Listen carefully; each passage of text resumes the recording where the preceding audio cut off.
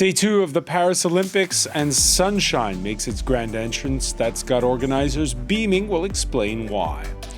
Pool politics, why the performances of Chinese swimmers have the International Olympic Committee warning the United States to rein in its anti-doping agency. Gymnastics underway, and look who's ahead. Simone Biles, the sport's most decorated athlete, hungry for more at the ripe old age of 27.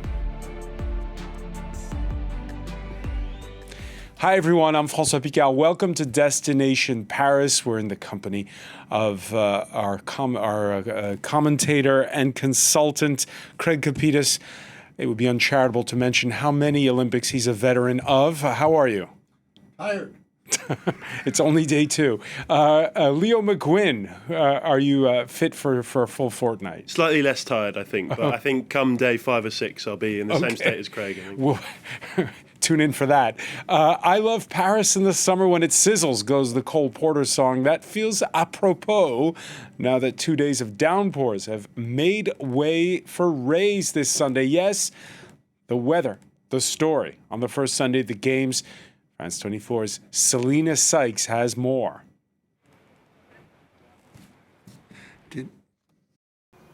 It's day 2 at the Paris Olympics, and the sun is finally out after a very wet opening ceremony and day 1 of action in the French capital. One of the stars, of course, of that spectacular opening ceremony was the River Seine, as you can see behind me. And its job at this Olympics isn't over yet, because it's supposed to host open water swimming events at this Olympic Games, starting with the swimming leg of the triathlon. But there's bad news for organisers.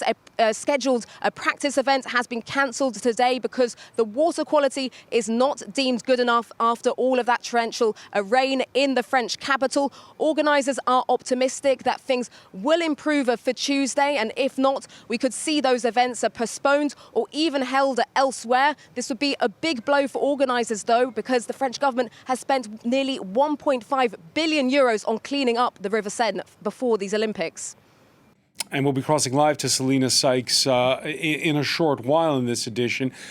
Craig Capitas, cheer up, it may never happen, right? On Tuesday, the triathlon, if the weatherman is correct, will take place in the River Seine. Well, I don't know what everyone's complaining about. This is Parisian E. coli. Our bacteria has style and attitude. It's French bacteria, for Christ's sake. Our stomach cramps and unintentional personal protein spills are luxury products. And if people don't like it, they can go swim in the Hudson River. The Hudson River, which is a fjord. Leo McGuinn, is this a storm in a teacup? Seeing the weather is now turned in favor of the organizers. I think so, and I think we kind of see this every Olympic Games. I remember London 2012, and there's a lot of pessimism leading up to the Games. Things kind of have a way of sorting themselves out. And look, I grew up in Dublin.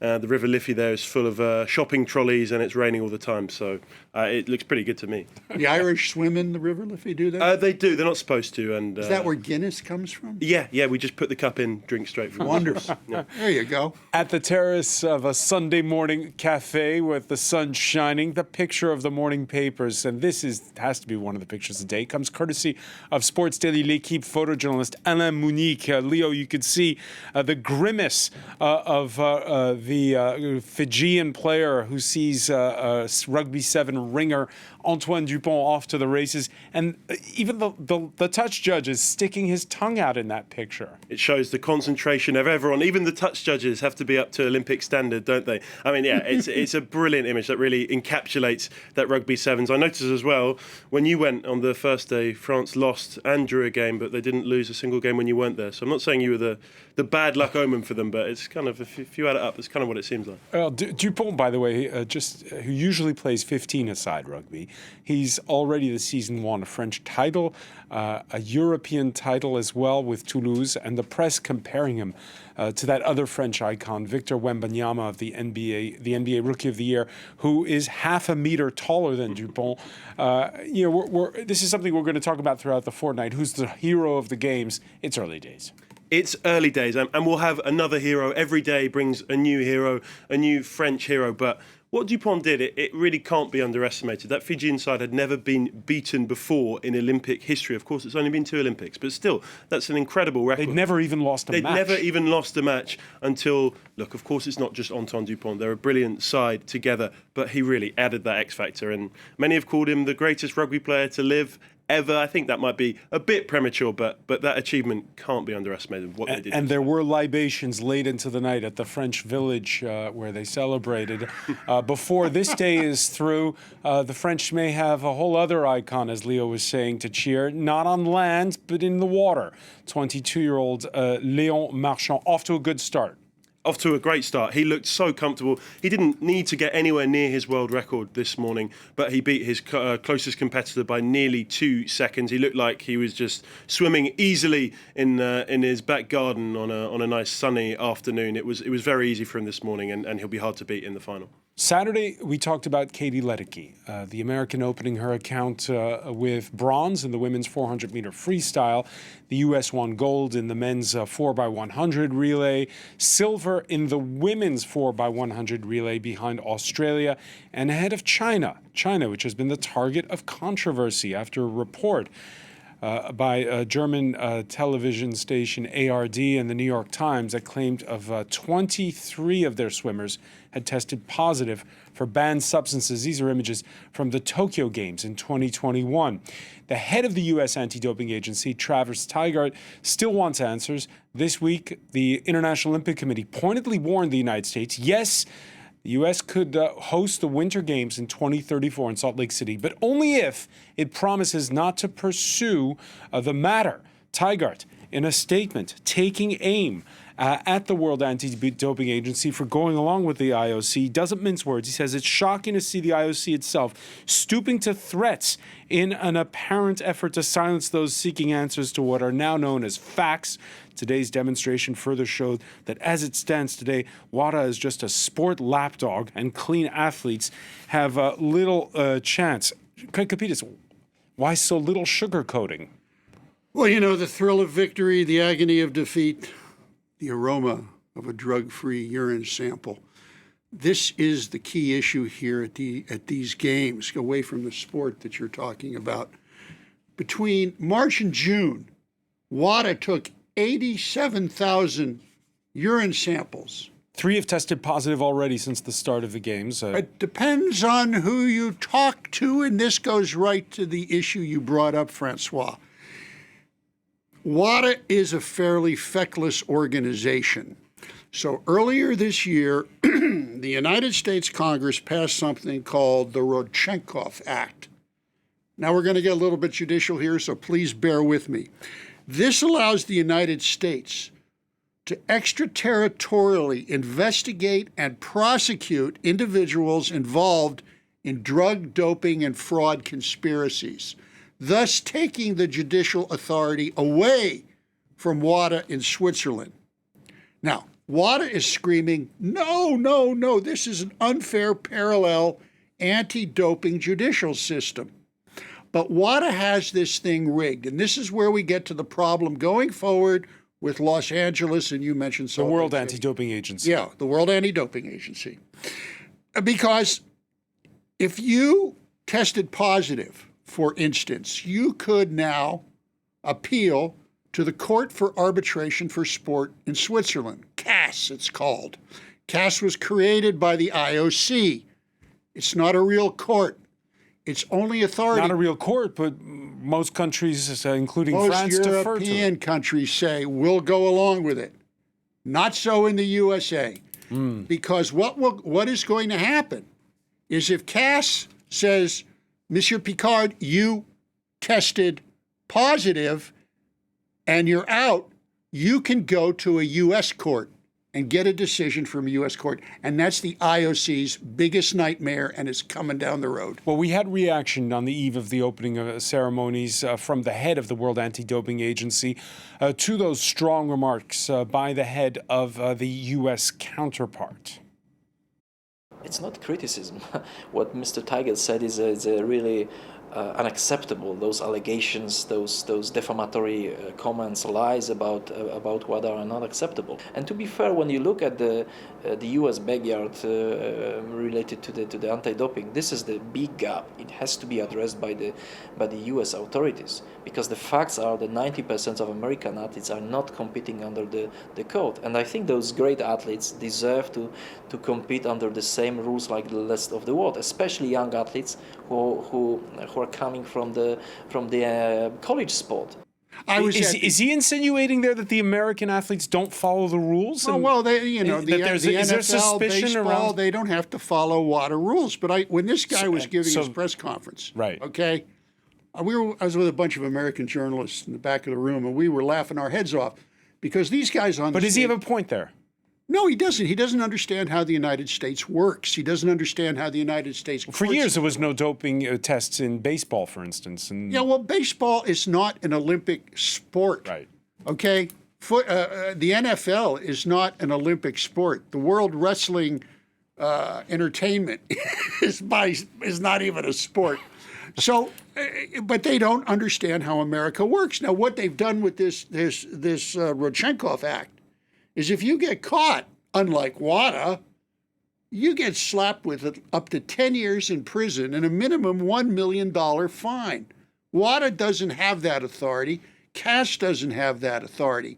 And if these guys from WADA go to the United States and try and convince the American legislators to drop the Rodchenkov Act, they're going to be laughed out of the country. All right. In the middle of this is the United States, which again earlier this week it was confirmed they would be hosting the 2034 Winter Olympics in Salt Lake City.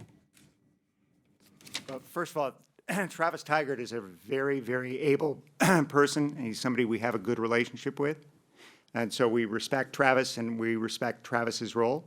As I said before, I think the tempers between WADA and USADA, as reflected in the statements that go back and forth between the two of them, are unfortunately just too emotional. And it won't be healthy if that's the basis for some dialogue between them. And so we hope that they'll find a way of conducting that interaction in a less dramatic way, and we'll try to help. You hear that? This row has become too emotional. Yeah, too emotional in that the NFL, for instance, a multi-billion-dollar international organization, is never going to go along with a bunch of fusty old guys in Switzerland on drug enforcement. It's just not going to happen. These people are whistling past the proverbial graveyard on this issue. Baseball's not going to do it. But what do you make of the head of the U.S. Olympic Committee saying what a great guy Travis Tigert is, but then effectively disowning him the rest of that that they're trying to make nice. This is all stage show. This is all, kabuki theater. The real issue is going to be when the Salt Lake City guys go to the United States Congress and say, could you please abrogate the Rodchenkov Act? And they're going to say, no. The United States likes to enforce its laws extraterritorially. It has done so for years, and it's certainly not going to go along with a bunch of stiffs who they believe are stiffs from Lausanne, Switzerland.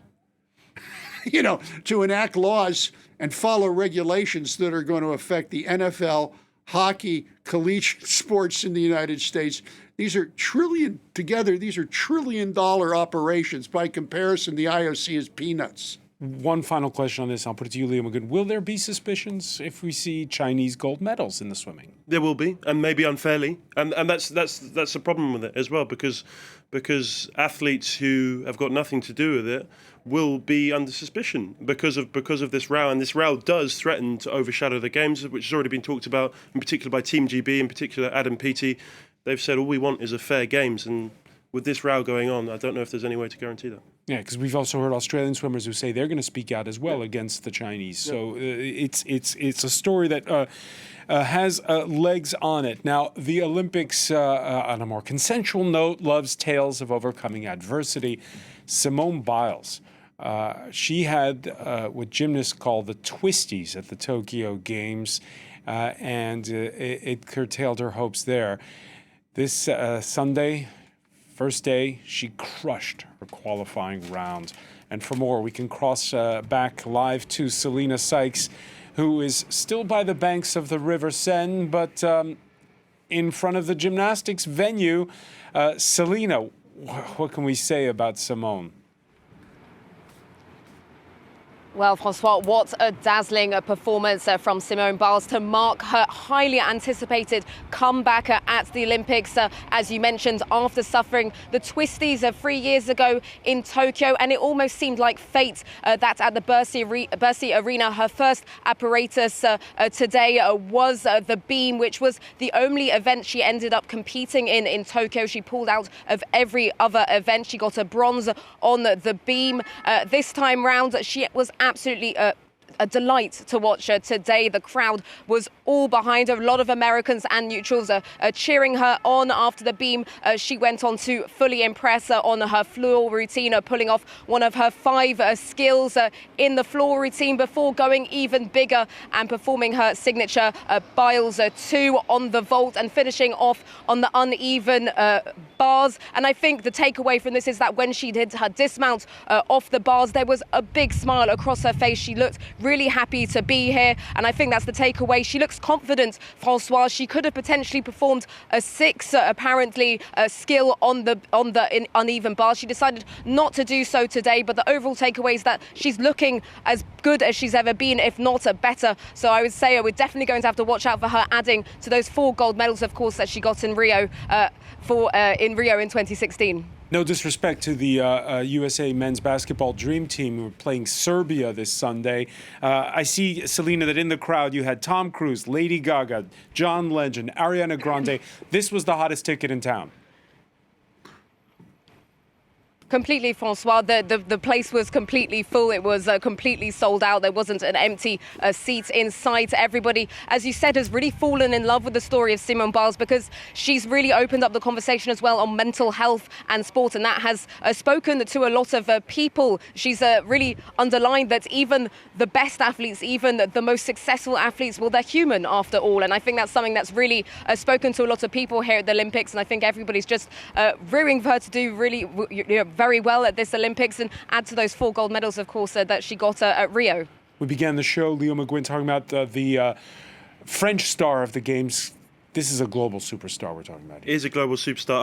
I noticed that you missed 2 major celebrities that were there watching. One that was there watching Snoop Dogg, one that wasn't, unfortunately, François Picard, the greatest celebrity of them all in Paris. But yeah, as you say, hottest ticket in town, and she really is not the greatest story of this Olympics, but we do love a comeback story. And she might be a bit of a victim of her own success, I think, because we saw her achieve greatness in 2016 and do something that maybe we hadn't seen before. And she can't continue to live up to those unbelievably high expectations because we really are seeing the greatest gymnast of all time in front of our own eyes, and we can't take that for granted. To come back from not only those mental health issues that affected her after Tokyo, but also the sexual abuse that she endured as a teenager is a horrific thing for anyone to go through, and to come back from that is really stunning. And the expectations that have been placed upon her young shoulders, she's 27 years old, she's talked about that. She said, after 2016, I don't know how I can go. Where do I go from here? I've achieved everything that I can, but so it's so great to see her back. But as Selena said, with a smile on her face, I think that's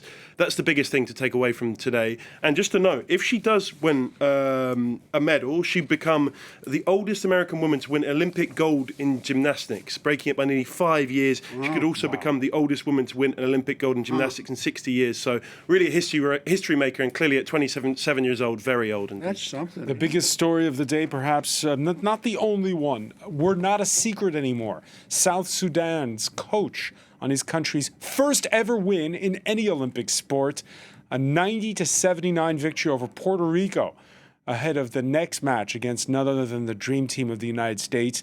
It's with the likes of former NBA star Luol Deng supporting clinics and camps that Africa's newest nation has put aside its reputation of a country ravaged by civil war in the past to now emerge. And no surprises to France 24 correspondent Olivier Bizot, who filed this report. These junior NBA league players meet here every week. They're hoping to follow in the footsteps of their national team, who didn't exist a decade ago and who've now become kings of the hoops. 10 years back, the things are impossible because of the war, but right now, gladly our country is in peace and it's very good, so we're playing well. Someone who's playing in the NBA, you get a lot of stuff. They give you good payments. You're able to change your community, your family members, and how they're living. That gives us hope. That gives us the drive. In order to improve their skills, many South Sudanese learn from the best on TV. When the national team plays, people gather at bars like this, which creates a sense of national pride. Basketball brings everyone together. Like, no one wants war or anything. Everyone is happy together. Like, there's nothing like enemies or what. All people are together as one. We'll bring people like from different parts of the country and connect them like in one place, and there they'll get to unite. Because of its power to unite the country, investment in basketball has soared in recent years. The National Basketball Federation regularly organises these training sessions for young referees. For it to grow also in other states, not just in Central Equatoria here, but also countrywide, I believe we need to invest both in facilities, in referees, in coaches and all that. So that we can have the chance, as we're going for the Olympics, like right now the country is up there. We're on the map internationally. Whatever the result at the Paris Games, South Sudan is confident this will be the first stride of many. Again, a 90-79 win over Puerto Rico in its maiden match at an Olympics Games. Paris' Place de la Concorde, with its pharaonic obelisk brought back from Egypt nearly 2 centuries ago, the backdrop for skateboarding, which made its debut as an Olympic sport at the last Games in Tokyo. It seems as though, Craig Kapitas, that this is part of a trend that's been talked about for quite a few games now, which is introduced quirky new sports to bring in the younger crowd. Yeah, they've been taking events from the X Games and bringing them to the Olympics. It started in '96 with mountain biking, which there was a lot of controversy over this. And I remember this because back in the day when I used to mountain bike, I went up and they let me ride the course on a mountain bike because, I thought I knew what I was doing, and you're not. These guys know what they're doing. And I asked the coach of the American team, I said, what is it going to take to win a gold medal in something like this? He said, don't use your brakes.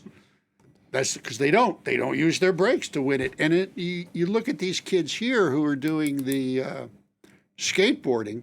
You skateboarded as a kid. I'm sure you did, right? Very poorly. Very poorly. Well, the point is when, you can identify with this. Of course, young people can, and they're hoping this is going to bring eyeballs. Yeah. Young eyeballs. Whether it is or not is another question. Yeah, it's not just the Olympics trying to win over the youth. The Economist's cover story this week is on how all sports are catering to younger audiences. It includes this graph showing how younger people, the part in red you see, is those who are 18 to 24. And the top line is interesting, Craig. You see the top line there? It says, watching live sporting events, watching live matches. Young people just aren't watching events as they transpire live anymore. Yeah, and the IOC knows this, which is why last week they went into a deal with the Saudis to take their e-sport games, which they sponsor, and turn it into the Olympic e-sport games. They've got a deal with the Saudis through 2025 on this thing, because they figured that these electronic game Olympics that they're going to do is the way to bring these young eyeballs back and then hopefully get them to watch the Olympics we're covering right now. It's a bold move. Selena Sykes, from where you're standing out covering events, is it about watching the events or is it about sharing posts on Instagram? Well, I'm obviously seeing a lot of people in the crowds, obviously filming and sharing on Instagram. I'm not going to lie. I'm a bit outside of that age bracket you're talking about, but I think it goes without saying that obviously the people who are in attendance are obviously here to watch it in live, but obviously it is a lot obviously now about sharing things online as well. So, a bit of both really, but I think it's safe to say that we're seeing a lot of things that are Instagrammable now. It's kind of just interesting seeing music being played in the arenas and things like that, maybe also gauging younger audiences as well. Definitely some of the songs that are being played are probably more geared to that age group rather than older age groups, but I think it's a bit of everything. And if we can maybe get that mix where we get to excite all age groups, then that's the best that the Olympics can hope for, really, isn't it? So, Leo McGuinn, as Selena's saying there, it's spectacle, but it's also sport. And skateboarding, does it have its compelling stories like we were talking about gymnastics and men's basketball? And again, it will be the youngest competitor at these Olympics, 11 years old. Zheng Haohao is going to be a skateboarder.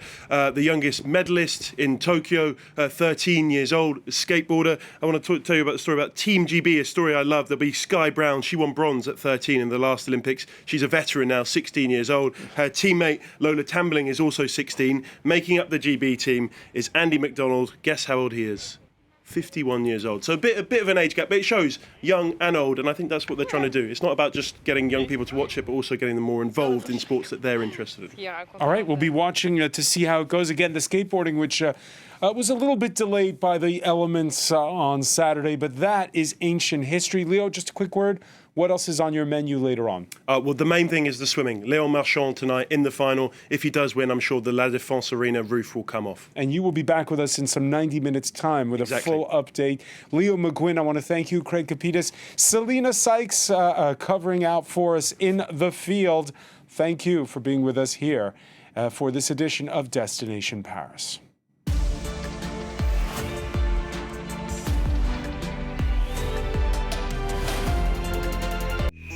20 years